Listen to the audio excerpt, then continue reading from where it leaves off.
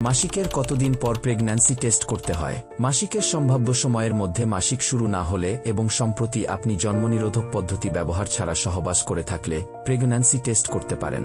Pregnancy টেস্টে সাধারণত গর্ভবতী নারীদের প্রস্রাবে একটি হরমোনের উপস্থিতি নির্ণয় করা হয়। গর্ভবতী নারীদের প্রস্রাবে এই হরমোনের পরিমাণ শুরুর দিকে অল্প পরিমাণে থাকে, তাই গর্ভধারণের একদম শুরুর দিকে এই টেস্ট করলে সাধারণত হরমোনের উপস্থিতি সঠিকভাবে নির্ণয় করা সম্ভব হয় না। তাই মাসিক মিস হওয়ার কমপক্ষে 7 দিন পর প্রেগন্যান্সি টেস্ট করলে সবচাইতে ভালো রেজাল্ট পাওয়া যায়।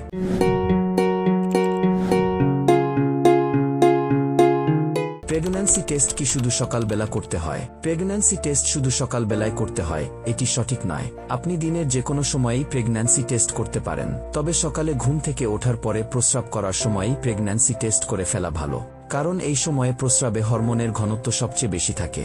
ফলে আপনি গর্ভবতী হয়ে থাকলে সঠিক ফলাফল পাওয়ার সম্ভাবনা বেড়ে যায়। তবে বেশিরভাগ ক্ষেত্রেই সারাদিনের যে কোনো সময়েই এই টেস্ট সঠিক ফলাফল দিয়ে থাকে।